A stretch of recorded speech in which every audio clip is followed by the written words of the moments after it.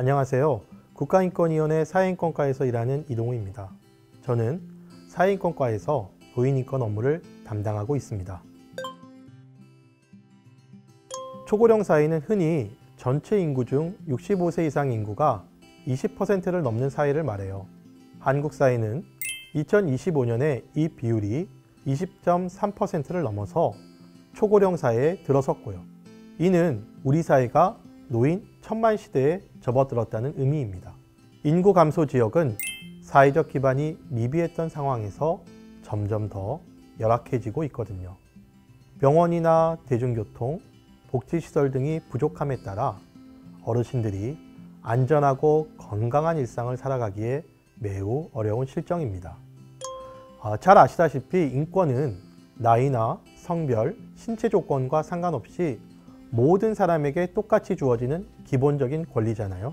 당연히 어르신들도 다른 모든 사람들처럼 존엄성을 가진 권리의 주체로서 당당하고 행복하게 살아갈 권리를 가지고 계신 거죠.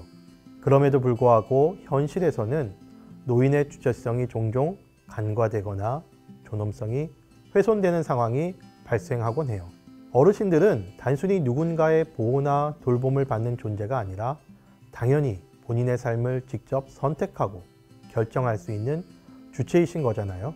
바로 그런 인권의 관점에서 접근해야 한다고 생각해요. 권리는 나이가 많다는 이유나 다른 어떤 이유로도 제한되어서는 안 되거든요. 그리고 우리 사회가 이 권리를 얼마나 보장하느냐가 결국 인권에 대해 얼마나 성숙한 사회인지를 보여주는 척도라고 할 수 있습니다. 어르신들은 일상 속에서 여러 형태의 인권 침해를 겪고 계세요. 그 중에서도 많이 나타나는 게 바로 자기결정권 침해인데요. 예를 들어 본인의 의사와 상관없이 요양시설에 입소하게 되는 경우도 많습니다. 하지만 가장 심각한 건 아무래도 노인학대라고 생각해요. 공식 통계에 따르면 2014년에 약 3,500건이던 노인학대 사례가 2023년에는 7,000건을 초과할 정도로 증가하였어요.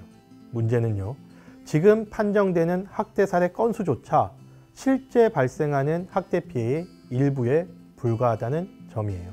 특히 학대하는 사람이 가족인 경우가 많다 보니까 어르신들께서 피해를 당해도 알리기 어려워하고 그냥 조용히 참고 넘기시는 경우가 훨씬 더 많을 거라고 생각됩니다. 특히 노인학대는 한 번 발생하고 끝나는 것이 아니라 많은 경우 피해 사실이 외부에 드러나지 않고 은폐된 채 지속되다가 결국 똑같은 방식으로 반복되는 재학대로 이어지곤 하거든요. 2024년 6월 15일 노인학대 예방의 날에 발표된 2023년 한 해 동안 재학대 사례만 보더라도 700건이 넘어요. 가족 내에서 발생할 경우 도움을 요청하기도 어렵고 학대 피해 어르신이 감내하는 경우가 많아 더 심각한 문제로 번지게 됩니다.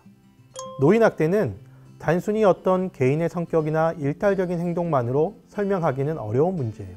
특히 지금처럼 초고령 사회에 접어들면서 많은 어르신들이 일상적인 돌봄이 꼭 필요한 상황에 놓이게 되는데요. 문제는 정작 그 돌봄을 제공한 인력은 턱없이 부족하고 돌봄 서비스에 종사하는 분들의 처우나 돌봄 현장 여건도 빠르게 개선되지 않고 있다는 거예요. 이렇게 제도적으로나 구조적으로 여건이 충분하지 않다 보니 돌봄 과정에서 갈등이 생기기도 쉽고 때론 부정적인 상호작용이 반복되면서 학대로 이어질 위험도 커지는 거죠. 그래서 저는 노인학대를 줄이기 위해서는 돌봄이 필요한 사람과 돌봄을 제공하는 사람 모두의 인권을 함께 고려하는 방향으로 전반적인 돌봄 체계를 다시 점검하고 보완해 나가는 노력이 반드시 필요하다고 생각해요. 네, 맞습니다. 우리나라의 노인 상대적 빈곤율은 2024년 기준으로 39.7%나 되는데요. 이건 OECD 국가 중에서도 가장 높은 수준이에요. 그런데 고령자 고용률은 또 매우 높은 편이죠. 많은 어르신들이 여전히 일하고 계시지만 그 이유를 들여다보면 일하고 싶어서보다는 생활비가 부족해서 또는 자녀에게 부담을 주기 싫어서 일할 수밖에 없는 경우가 많습니다.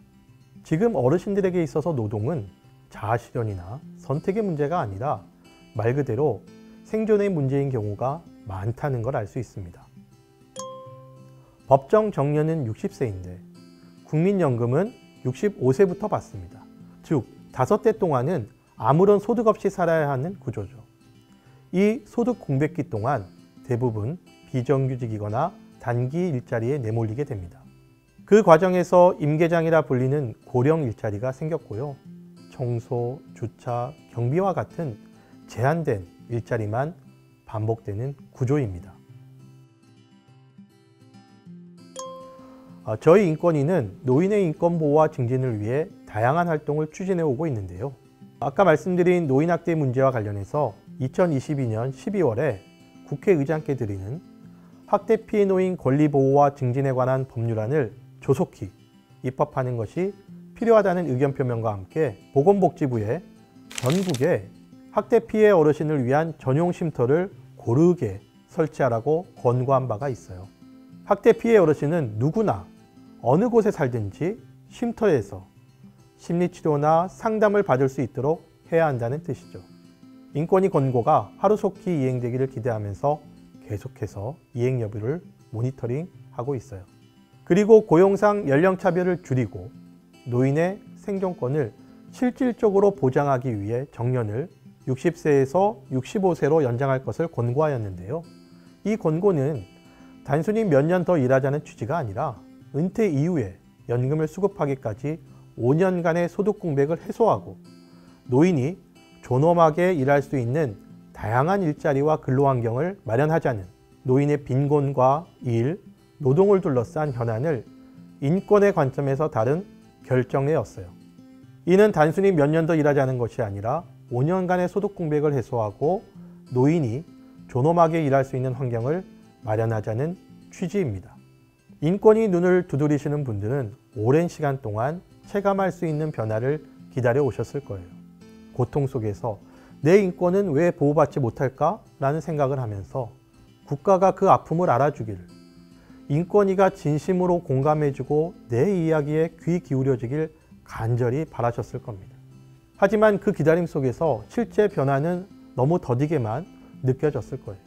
특히 살아온 시간만큼이나 삶의 무게가 깊고 무거운 분들에게는 작은 변화도 더 절실하게 와닿을 수밖에 없다고 생각해요.